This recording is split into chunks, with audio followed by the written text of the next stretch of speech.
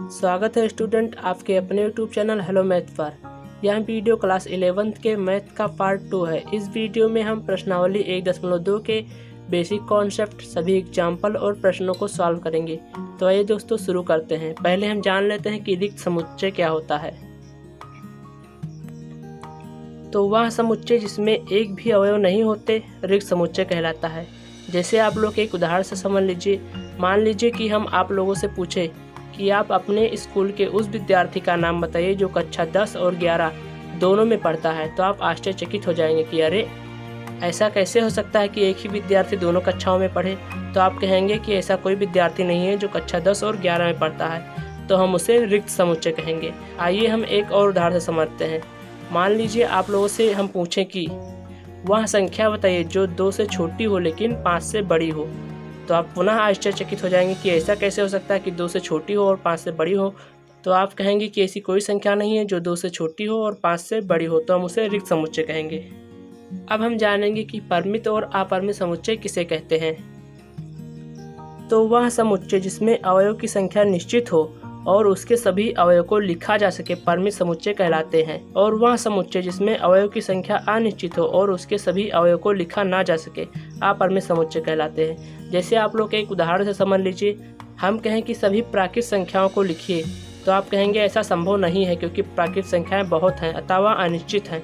तो हम इस प्रकार के समुच्चय को अपरिमित समुच्चय कहेंगे। और अगर आप लोगों से कहें कि 1 से 10 तक की गिनती को लिखिए, तो आप कहेंगे ये बहुत आसान है, हम इसको लिख सकते हैं। तो हम इस प्रकार के समुच्चय को परिमित समुच्चय कहते हैं। आप लोग इसको एक उदाहरण से और समझ लीजिए। जैसे हम कहें कि सभी सम संख्याओं को लिखिए, तो आप कहेंगे ऐसा संभव नहीं है क्योंकि सम संख्याएं बहुत हैं। तो इस प्रकार के समुच्चय को हम अपरिमित समुच्चय कहते हैं। और अगर हम कहें कि 1 से 100 के बीच सभी सब संख्याओं को लिखिए, तो आप कहेंगे ऐसा संभव है, हम ऐसा लिख सकते हैं। तो इस प्रकार के समुच्चय को हम परिमित समुच्चय कहते हैं। आइए स्टूडेंट अब हम उदाहरण नंबर 6 को देखते हैं। उदाहरण नंबर 6 में दिया है कि बतलाइए कि निम्नलिखित समुच्चय में से कौन परिमित है और कौन अपरिमित है। चूँकि दोस्तों आप लोग यहाँ पर देख सकते हैं कि पहला समुच्चय दिया है x, जहाँ x एक प्राकृत संख्या है और x-1 इंटू x-2 बराबर 0। तो हम देखते हैं कि इसके 2 मान होंगे, एक तो 1 होगा और दूसरा 2 होगा। अतः हम इसको परिमित समुच्चय कह सकते हैं क्योंकि इसके 2 मान निश्चित हैं, 1 और 2, और इनको हम लिख भी सकते हैं। अतः यहाँ एक परिमित समुच्चय होगा। इसका सेकेंड नंबर देखते हैं। सेकेंड नंबर में दिया है कि x, जहाँ x प्राकृत संख्या है और उसका वर्ग बराबर 4 होगा। तो हम जानते हैं दोस्तों कि -2 का वर्ग करेंगे तो 4 प्राप्त होगा और 2 का वर्ग करेंगे तो 4 प्राप्त होगा। अतः इसके अवयव की संख्या निश्चित है और हम इसको लिख भी सकते हैं, इसलिए यहाँ एक परिमित समुच्चय है।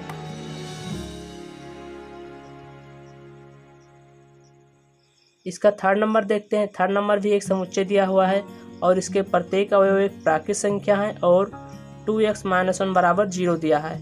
यानी कि x का इस तरह मान रखें कि बराबर 0 प्राप्त हो। तो अगर यहाँ से हम x का मान निकालेंगे तो -1 को दाएं साइड पक्षांतर करेंगे और चूंकि 2 इधर गुणे के रूप में है तो इधर आएगा भाग के रूप में हो जाएगा। तो x बराबर 1/2 प्राप्त होगा। चूँकि दोस्तों हम जानते हैं कि 1/2 एक प्राकृत संख्या नहीं है, इसलिए इसमें अवयव की संख्या 0 है और यह एक परिमित समुच्चय होगा क्योंकि इसमें अवयव की संख्या निश्चित है, अर्थात कि अवयव की संख्या 0 है।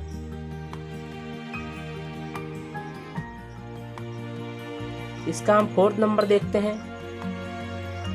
फोर्थ नंबर में भी एक समुच्चय दिया हुआ है और कह रहा है कि x, जहाँ x प्राकृत संख्या है और x आभास संख्या है। यानी कि x प्राकृत आभास संख्या है।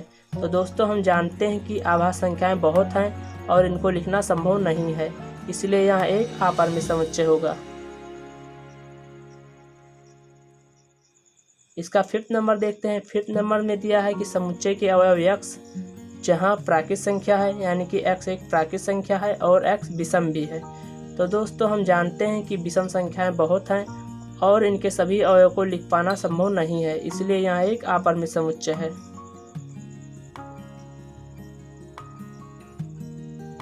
अब हम जान लेते हैं कि समान समुच्चय क्या होते हैं। दोस्तों अगर आपने पिछला वीडियो नहीं देखा है तो वो जाकर देख लीजिए, क्योंकि पिछले वीडियो में हमने बेसिक कॉन्सेप्ट, समुच्चय और बहुत कुछ बातें बताई हैं, तो वो आपके समझ में नहीं आएगी। इसलिए आप लोग पहले पिछला वीडियो देखिए फिर इसको देखिए। समान समुच्चय वह दो या दो से अधिक समुच्चय जिसमें एक ही जैसे अवयव हों समान समुच्चय कहलाते हैं। जैसे यहाँ पर हम देखते हैं कि ए में 1, 2, 3, 4 और 5, यानी ए के सभी अवयव 1, 2, 3, 4 और 5 है। और यहाँ पर हम देखते हैं कि बी में भी 1 है, 2, 3, 4 और 5 है। तो ये दोनों क्या कहलाएंगे? समान समुच्चय, यानी हम इसको लिख सकते हैं कि ए बराबर बी। अतः यहाँ पर हम देखते हैं कि जो अवयव ए में है वही अवयव बी में भी है, तो यहाँ दोनों क्या कहलाएंगे? समान समुच्चय कहलाएंगे। आइए हम दूसरा देखते हैं। दूसरे में दिया है कि x के अवयव 1, 3, 5, 7 और 9 है। और यहाँ पर देखते हैं कि वायु के अवयव वायु के भी 1 हैं, 3, 5, 7 और 9 है। चूँकि यहाँ पर दोस्तों डबल डबल बार है, तो हम बता चुके हैं कि एक ही प्रकार के दो अवयव को लिखने से इसका कोई मतलब नहीं होता है। अतः हम यहाँ पर देखते हैं कि x में जो अवयव हैं वही वायु में भी हैं। अतः हम यहाँ पर कह सकते हैं कि x समान है y के, क्योंकि यहाँ पर हम देखते हैं कि जो अवयव x में है वही अवयव y में है। आइए स्टूडेंट, अब हम उदाहरण नंबर 7 देखते हैं। उदाहरण नंबर 7 में दिया है कि समान समुच्चयों के युग्म छांटिए यदि ऐसा कोई युग्म है और कारण भी बतलाइए। तो यहाँ पर देखते हैं कि समुच्चय ए का एक अवयव 0 दिया है, तो देखते हैं कि बी, सी, डी और ई किसी में भी देखते हैं कि इसका अवयव समान है। तो यहाँ पर बी में देखते हैं कि x का मान 15 से बड़ा है लेकिन x का मान 5 से छोटा हो। तो दोस्तों यहाँ संभव नहीं है, अतः यहाँ रिक्त समुच्चय है, इसलिए ए के अवयव से इसके अवयव नहीं मिलते हैं। सी में देखते हैं तो सी में दिया है कि x - 5 बराबर 0। तो यहाँ पर देखते हैं कि x का मान 5 होगा, जो कि ए के अवयव के समान नहीं है। और डी में देखते हैं, डी में दिया है कि x² बराबर 25। तो अगर हम यहाँ से x का मान निकालेंगे तो +-5 आएगा, यानी कि -5 आएगा और +5 आएगा, जो कि अवयव ए के समान नहीं है। और ई में देखते हैं तो दिया है कि x समीकरण x² - 2x - 15 बराबर 0 का एक धन पूर्णांक है। तो यहाँ पर हम देखते हैं कि एक धन पूर्णांक 5 निकलेगा, जो कि अवयव ए के बराबर नहीं है। तो हम लिख सकते हैं कि समुच्चय ए किसी के समान नहीं है। और हम देखते हैं समुच्चय बी। समुच्चय बी में दिया है कि x 15 से बड़ा है लेकिन 5 से छोटा है। तो स्टूडेंट यहाँ कैसे संभव हो सकता है कि वह 15 से बड़ा हो और 5 से छोटा हो? तो हम जानते हैं कि ऐसी कोई संख्या नहीं है, इसलिए समुच्चय बी में कोई अवयव नहीं है, तो हम इसे रिक्त समुच्चय कहेंगे। क्योंकि हम देखते हैं कि ए में भी एक अवयव है, सी में भी अवयव है, डी में भी अवयव है और ई में भी अवयव है, तो समुच्चय बी किसी के भी समान नहीं है। समुच्चय सी को देखते हैं। समुच्चय सी में दिया है x - 5 बराबर 0। तो यहाँ से अगर हम x का मान निकालेंगे तो बराबर 5 आएगा। और यहाँ पर भी देखते हैं कि x² बराबर 25 दिया है, और अगर हम x का मान निकालेंगे तो एक -5 आएगा और एक +5 आएगा, जो कि अवयव सी के समान नहीं है। ई में देखते हैं कि x समीकरण x² - 2x - 15 बराबर 0 का एक धन पूर्णांक है। तो अगर हम इसका हल करेंगे तो +5 आएगा। अतः यहाँ पर हम देखते हैं कि सी में भी +5 है और ई में भी +5 है, तो समुच्चय सी समुच्चय ई के समान कह सकते हैं, क्योंकि सी के सभी अवयव समुच्चय ई में हैं, इसलिए समुच्चय सी समान होगा समुच्चय ई के। आइए अब हम यहाँ पर डी में देखते हैं। डी में दिया है कि x² बराबर 25। तो यहाँ से अगर हम x का मान निकालेंगे तो एक -5 आएगा और एक +5 आएगा। तो देखते हैं कि किसी समुच्चय में -5 और +5 आता है, तो देखते हैं कि ए में 0 है और बी में देखेंगे तो कोई नहीं है, अर्थात यहाँ रिक्त है। और सी में देखेंगे तो +5 है लेकिन -5 नहीं है, और ई में देखेंगे तो यहाँ पर +5 है और -3 है। तो इसलिए हम कह सकते हैं कि समुच्चय डी किसी के समान नहीं है, क्योंकि समुच्चय डी के अवयव किसी भी समुच्चय में नहीं है। अब हम यहाँ पर देखते हैं कि समुच्चय ई x समीकरण x² - 2x - 15 बराबर 0 का एक धन पूर्णांक है। तो अगर हम इसको सॉल्व करेंगे तो एक धन पूर्णांक +5 आएगा। और देखते हैं कि समुच्चय ए में एक अवयव 0 है, समुच्चय बी में रिक्त है, और समुच्चय सी में देखते हैं कि +5 है। तो हम कह सकते हैं कि समुच्चय ई समुच्चय सी के समान है, क्योंकि समुच्चय ई के सभी अवयव समुच्चय सी में हैं। आइए स्टूडेंट, हम उदाहरण नंबर 8 देखते हैं। उदाहरण 8 में दिया है कि निम्नलिखित समुच्चय युग्मों में से कौन से समान है, अपने उत्तर का औचित्य दीजिए। चूँकि यहाँ पर हम पहला देख सकते हैं कि x यानी कि समुच्चय x शब्द एलॉय के अक्षरों का समुच्चय है, तथा b अर्थात समुच्चय b शब्द लॉयल के अक्षरों का समुच्चय है। तो यहाँ पर देखते हैं कि x के अवयव a, l, l, o, y और बी के सभी अवयव होंगे LOYAL। तो यहाँ पर हम देखते हैं कि समुच्चय A के सभी अवयव समुच्चय B में हैं। जैसे यहाँ पर A है, यहाँ पर भी A है, यहाँ पर L है, यहाँ पर भी L है, यहाँ पर O है, यहाँ पर भी O है, और यहाँ पर Y है तो यहाँ पर भी Y है। अतः हम कह सकते हैं कि समुच्चय X समान है समुच्चय B के। और हम सेकेंड नंबर में देखते हैं कि समुच्चय A के अवयव n है और जहाँ n पूर्णांक संख्या है और अगर उसका वर्ग करेंगे तो वह 4 के बराबर होगी या 4 से छोटी होगी। और यहाँ पर देखते हैं कि B के सभी अवयव x जो कि एक वास्तविक संख्या है और x² - 3x + 2 = 0 है। अतः x का ऐसा मान होगा कि x² - 3x + 2 = 0 है। तो हम जानते हैं कि समुच्चय A के अवयव होंगे चूँकि उसका वर्ग करें तो 4 के बराबर आए या 4 से छोटा आए। तो हम देखते हैं कि -2 है, -1 है, 0 है, 1 है और 2 है। और यहाँ पर अगर हम B के समुच्चय देखें तो B के समुच्चय होंगे, इसको सॉल्व करेंगे तो आएगा +2 और +1, तो यानी होंगे इसके 2 और 1। चूँकि यहाँ पर हम देखते हैं कि समुच्चय A के सभी अवयव समुच्चय B में नहीं है क्योंकि इसमें -2, -1 और 0 है, इसमें केवल 2 और 1 है। तो हम कह सकते हैं कि समुच्चय A समुच्चय B के बराबर नहीं है। अब हम प्रश्नावली 1.2 को देखते हैं। इसका पहला प्रश्न दिया है कि निम्नलिखित में से कौन से रिक्त समुच्चय के उदाहरण हैं।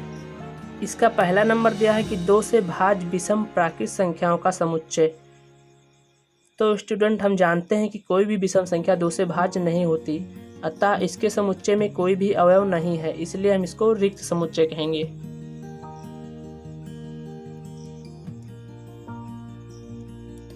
इसका सेकेंड नंबर देखते हैं, कह रहा है कि सम आभाज्य संख्याओं का समुच्चय। चूँकि स्टूडेंट हम जानते हैं कि 2 एक सम है और आभाज्य संख्या भी है, इसलिए यह समुच्चय रिक्त नहीं होगा।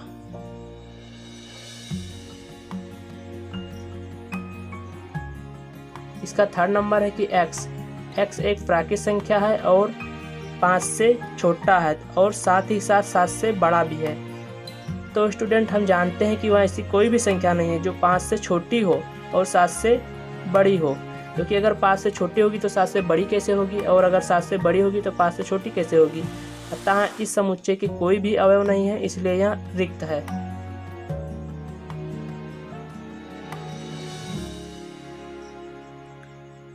इसका हम फोर्थ नंबर देखते हैं। फोर्थ नंबर में दिया है कि y किन्हीं भी 2 समांतर रेखाओं का समुच्चय है।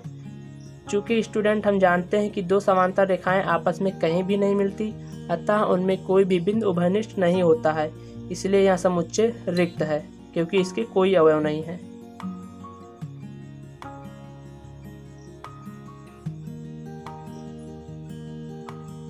आइए स्टूडेंट्स अब हम प्रश्न संख्या 2 देखते हैं। प्रश्न संख्या 2 में दिया है कि निम्नलिखित समुच्चयों में से कौन परिमित है और कौन अपरिमित है। तो यहाँ पर हम पहला देखते हैं कि वर्ष के महीनों का समुच्चय। चूँकि स्टूडेंट महीने की संख्या निश्चित है और उनको लिखा भी जा सकता है, इसलिए यहाँ परिमित होगा।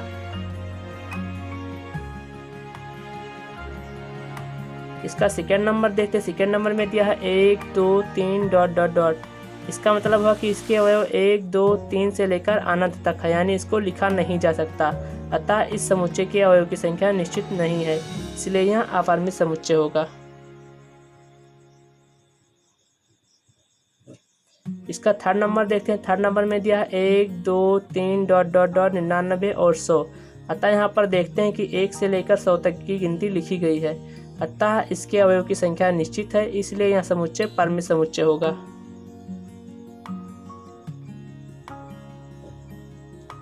इसका फोर्थ नंबर देखते हैं। फोर्थ नंबर में दिया है कि 100 से बड़े धन पूर्णांकों का समुच्चय। तो 100 से बड़े बहुत से धन पूर्णांक है और उनको लिखा भी नहीं जा सकता तथा इनकी संख्या अनिश्चित है, इसलिए यह समुच्चय अपरिमित समुच्चय होगा।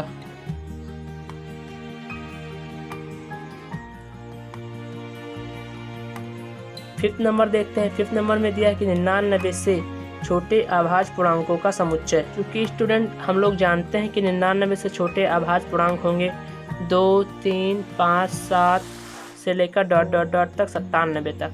अतः आभास पूर्णांकों की संख्या निश्चित है और इनको लिख भी सकते हैं, इसलिए यह समुच्चय एक परिमित समुच्चय होगा।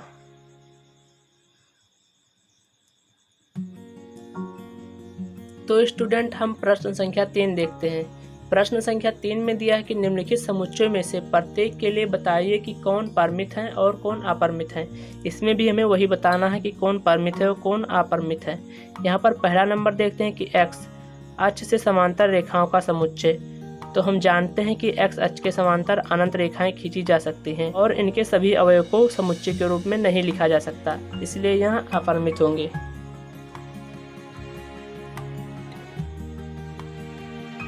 इसका सेकेंड नंबर देखते हैं। सेकेंड नंबर दिया है कि अंग्रेजी वर्णमाला के अक्षरों का समुच्चय। चूँकि हम जानते हैं कि अंग्रेजी वर्णमाला में 26 अक्षर होते हैं और इनके सभी अवयव को समुच्चय के रूप में लिखा जा सकता है, इसलिए यहाँ परिमित होंगे।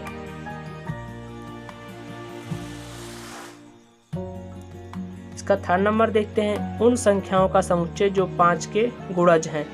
तो हम जानते हैं कि 5 कई संख्याओं को विभाजित करती है, अतः इनके अवयव की संख्या निश्चित नहीं है, इसलिए यह समुच्चय अपरिमित होगा।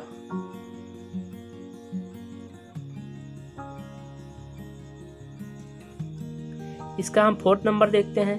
फोर्थ नंबर है कि पृथ्वी पर रहने वाले जानवरों का समुच्चय। तो स्टूडेंट हम जानते हैं कि पृथ्वी पर रहने वाले जानवरों की संख्या निश्चित है और सभी जानवरों को व्यक्त भी किया जा सकता है, इसलिए यह समुच्चय परिमित होगा।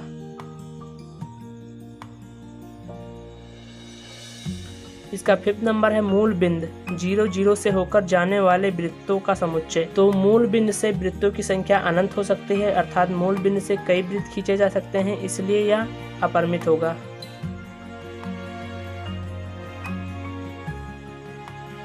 आइए स्टूडेंट अब हम प्रश्न संख्या 4 देखते हैं। प्रश्न संख्या 4 में दिया है कि निम्नलिखित में बताइए कि a बराबर b है अथवा नहीं, अर्थात समुच्चय a समुच्चय b के बराबर है या नहीं। तो यहाँ पर हम पहला नंबर देखते हैं। पहले नंबर में दिया है a के अवयव a, b, c और a, और समुच्चय b के अवयव देखते हैं। तो यहाँ पर दिया a, c, b, a। तो हम देखते हैं कि समुच्चय a के सभी अवयव समुच्चय b में हैं, अतः हम लिख सकते हैं कि समुच्चय a समुच्चय b के बराबर है।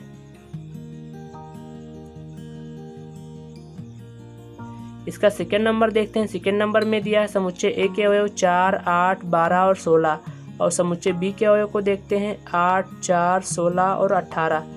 अतः यहाँ पर हम देख सकते हैं कि समुच्चय a के सभी अवयव समुच्चय b में नहीं है, तो हम इसको कह सकते हैं कि a b के बराबर नहीं है, अर्थात समुच्चय a समुच्चय b के बराबर नहीं है। इसका हम थर्ड नंबर देखते हैं।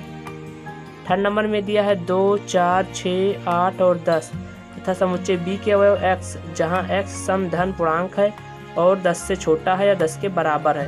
तो यहाँ पर हम देख सकते हैं कि ये सभी सम धन पूर्णांक हैं और 10 के बराबर हैं या उससे छोटे हैं। तो यहाँ पर हम देख सकते हैं कि समुच्चय a के सभी अवयव समुच्चय b में हैं, अतः हम लिख सकते हैं कि समुच्चय a बराबर समुच्चय b। इसका फोर्थ नंबर देखते हैं। फोर्थ नंबर में दिया है कि a बराबर x, जहाँ x संख्या 10 का एक गुणज है, अर्थात 10 से विभाजित है। और यहाँ पर b के अवयव को देखते हैं तो दिया है 10, 15, 20, 25 और 30।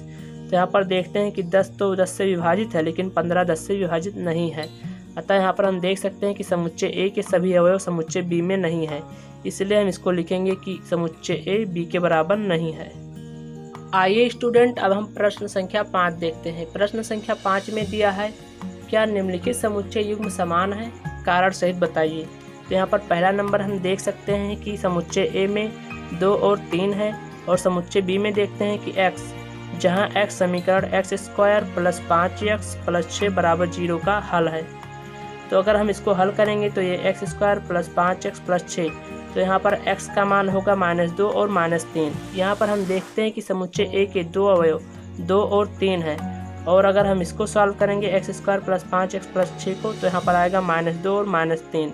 अतः हम यहाँ पर देखते हैं कि समुच्चय b के दो अवयव -2 और -3 हैं।